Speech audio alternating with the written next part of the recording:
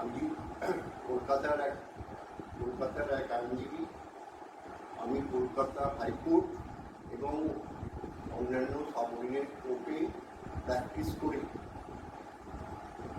আমি hello India ক্লিকের সঙ্গে গত 3 বছর ধরে জড়িত। এদের ডিজিটাল মার্কেটিং খুব ভালোই সার্ভিস পাই। এদের কন্ট্যাক্টগুলো থেকেও অনেক উপকৃত হয়েছি। আমি